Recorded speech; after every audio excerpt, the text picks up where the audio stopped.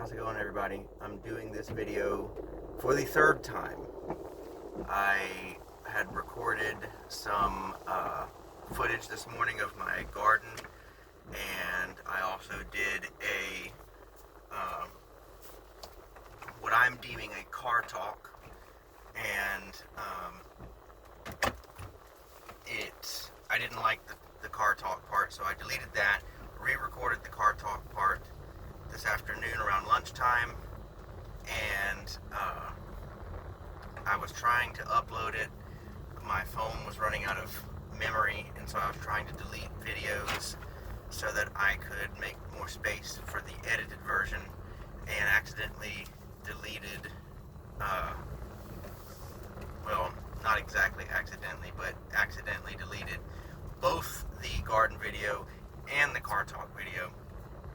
So this is my third recording today, and hopefully I don't have any issues with this one, because if I do, I'm probably going to say today was not my day. So bear with me, I'm looking at traffic. So, but I wanted to come in and make a video talking about a very popular subject in homesteading and gardening, especially in homesteading. It's aquaponics and hydroponics, and kind of my opinion on them and what I think, what I'm going to do, if anybody cares, but it's my channel, so I'm going to post videos about what I think about stuff. So, yeah, aquaponics and hydroponics. So aquaponics, as many people know, you have a pond or a tank or something like that. You fill it with fish. You set up a system where the water, because you take care of the fish, the water from the fish tank or the pond flows through the pipes through into the garden, however you set it up, and the waste product from the fish feeds the plants, and it goes right to the roots because it's flowing, underneath. And in turn, the plant roots take up the nutrients from the waste and filter the water. The water then circles back around into the fish pond where it is clean, and the cycle starts all over again. It's a neat method. It provides you with plants, because you can grow plants. It provides you with fertilizer, because the fish waste is the fertilizer, and it provides you with really another form of fertilizer. You could put water plants on top of the water, and like water hyacinth and stuff like that, and as it grows, scoop it out, toss it around as sort of a living mulch, or like a chop and drop kind of permaculture idea. So when you toss it on the soil, the plants, it will die and rot down, because things like water hyacinth can't survive outside of water. It will die and rot down, and it will feed the soil. And you also have a source of protein, because you can stock your tanks. A very common fish used in aquaponics is tilapia. You can stock it with tilapia, and if you needed protein, you've got tilapia. I'm sure, I don't know this for a fact, but it wouldn't surprise me if you could use catfish in some way or another, which would be another good protein. You could use something like koi fish, which I guess you could try to eat koi fish if you needed it, but I wouldn't. I think koi fish is more just to keep around, only as a means to have aquaponics. But I've heard of people using koi fish. I'm sure you could use some form of panfish, like bluegill or something like that, shell cracker. I don't know if you could use anything like bass, but it wouldn't surprise me. But a very, very, very common one is tilapia, also known as Nile perch. So that's a source of protein, because tilapia is good to eat. And then hydroponics is more so just you have a system set up where the water flows through pipes, and you have plants that are in plugs, basically, and you plant them and you put them in the hydroponic system. The water flows underneath and goes right into the roots. And there are various different types of hydroponic systems and various different ways that they work. So, don't literally take what I'm saying. You can go and research it and see. That's just generally how it works, is you've got water flowing through a system going directly to the roots of the plants, and you can add things like fertilizers and stuff to the water that you're circulating. So that's kind of a brief overview of the two systems for people who don't know what they are. But I have a feeling a lot of people that would be watching my channel do know what they are. Aquaponics can be on a small scale, or it can be on a large scale, where you have a large fish pond out in your yard, and you run it. You run the piping into the garden area that you're using. Or I've seen very small scale where you have a 10-gallon fish tank, you stock it with your pet store fish, and then on top of it there's a grow tray, and you grow things. You can't grow big things like that. You can grow like herbs and greens, pretty much. But similar, it's the same concept. That the water, the fish, poop in the water. The water comes up into the grow tray. The plant roots absorb the nutrients from the fish poop, cleaning out the water. Water drops back down into the fish tank, and it's clean. So you don't have a filter system, because the plant roots are the filter system. And hydroponics can be on a small scale, large scale. If you can go on and look at various different sizes of hydroponics and aquaponics on the internet. I recommend using DuckDuckGo, not Google. But here's my thought on it. As far as, and this is just my opinion, I personally am not interested in either one. I don't dislike either one. I think that they're very intelligent systems, and they're very interesting. And depending on, with hydroponics most especially, you can do it indoors, because you can have a system set up and you can put grow lights and stuff like that, and you can grow your own greens and whatnot indoors, and you have a little bit more of a climate controlled. You don't have to worry about freezing, you don't have to worry about heat, you don't have to worry about too much water or not enough water. And a lot of people use it to grow microgreens, which that's a kind of a different subject, because I've seen Curtis Stone actually put up on his YouTube channel. He's featured some stuff about growing microgreens to sell, and he featured some people who did it and made really good money. And I had, the idea kind of interested me. But then, when the local governments around the country decided to wreck the economy, I kind of just decided I don't think I'm going to go down that path, because the restaurant industry is not doing the best right now. It's not doing bad, but the economy in general just sucks right now. So it's the restaurant industry is, I don't want to get into it and lose my rear end on all the stuff you had to buy, which is the reason I don't want to get into aquaponics and hydroponics. I don't want to buy all of the materials necessary to do it, and it can be very expensive. Some people would say that is a investment and it's well worth making, that's fine. I just don't want to. And I know a lot of people would probably chastise me, and that's fine. You can chastise me all you want. I still wouldn't do it. I don't want to deal with all of the equipment and setting everything up, and I don't want, and ultimately I don't want to pay for it.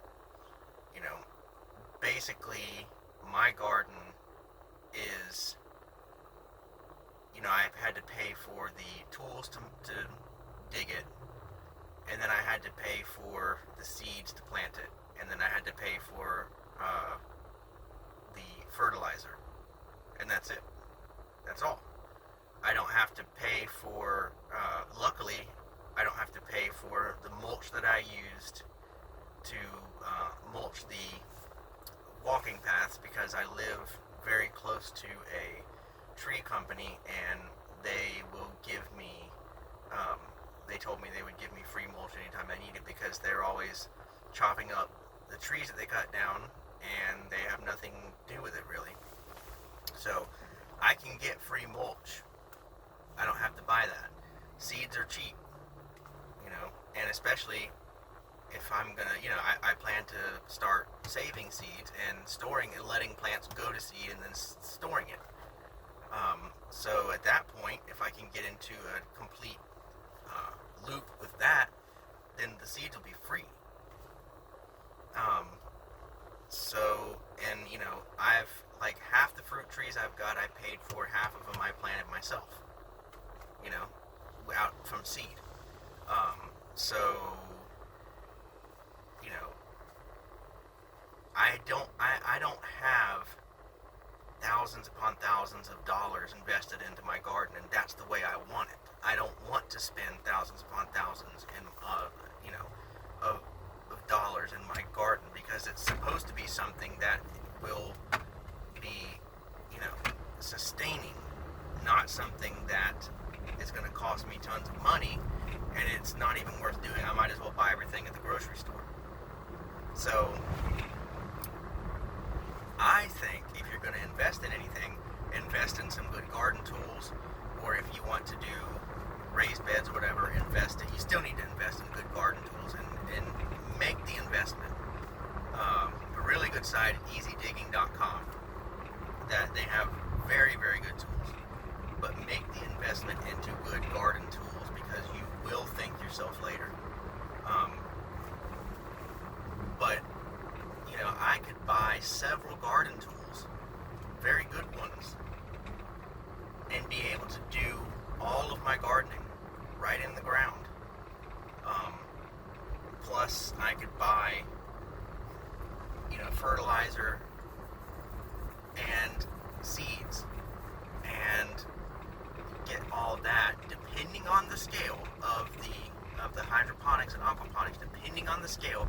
It's about to get jiggly. I'm going over a railroad track. Sorry about that.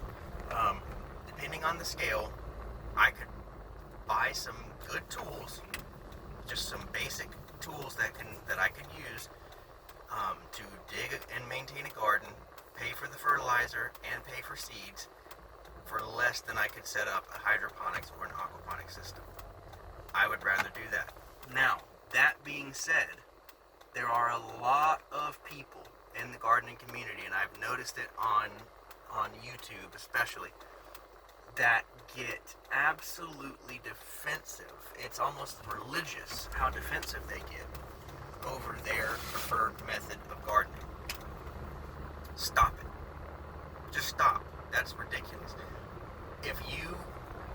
There's nothing wrong with trying to promote your style of gardening, because I think we can learn even from people that don't garden. For example, Mark, I don't know his last name, but Mark, he has a channel called Self-Sufficient Me on YouTube. I can learn stuff. I've watched some of his videos, and I've learned stuff. He does container gardening, and I don't want, not container gardening, excuse me. He does raised bed gardening. I've done raised bed gardening before, and I've had success. The most successful garden I've ever had to date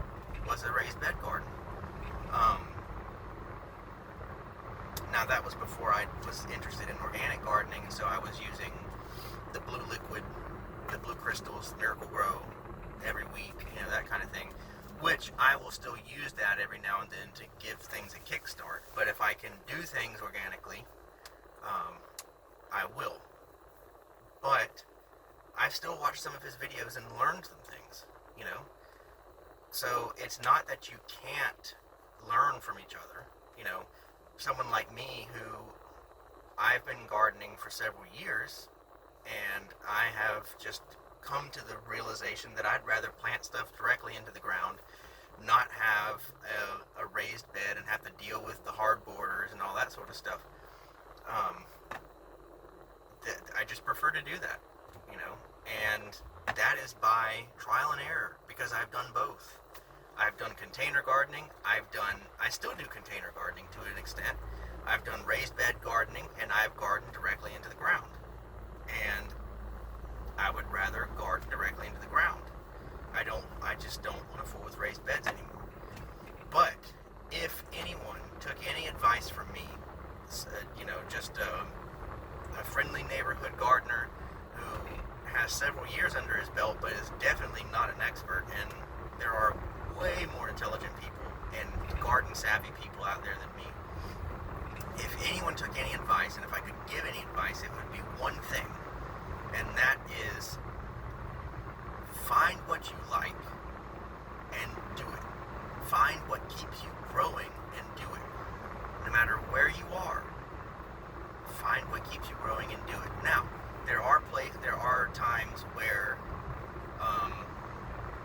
growing in a raised bed is better because of various things, depending on climate and stuff like that. But regardless, whatever method of gardening you find interesting, and it gets you out there to grow, whether it be a very small garden or a very large garden or somewhere in between, do that.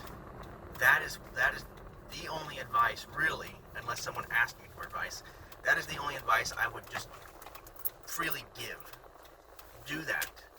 You know, don't think that just because you saw someone on YouTube talking about no-till gardening that that's the end-all be-all method of gardening and you have to do that, but you really don't like doing it.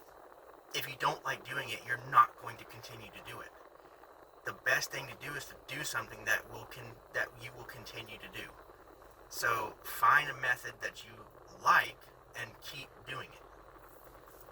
And even if it's a mix of containers, raised beds, and planting into the ground, whatever. But yeah, so that's just kind of my 2 cents on hydroponics, aquaponics. I know that is a common thing within homesteading, as I said, and it comes up a lot, and it's something that I think people look for when they're looking at homesteading and things like that. Me personally, like I said, my opinion is it's an awesome, they're 2 very awesome systems, and if you're interested in them, then, you know, look up how you do it and get after it. But I'm not interested in them. I would rather garden directly into the ground using kind of more old school methods, and yeah, that's about it. So since my gardening update video from this morning got deleted, I will be working on one probably Thursday morning was when I'll be out next, and I will Thursday just make a quick update video. I've got my pumpkins are really starting to take off. My snake beans are starting to take off, and so I'll give you a glimpse into that.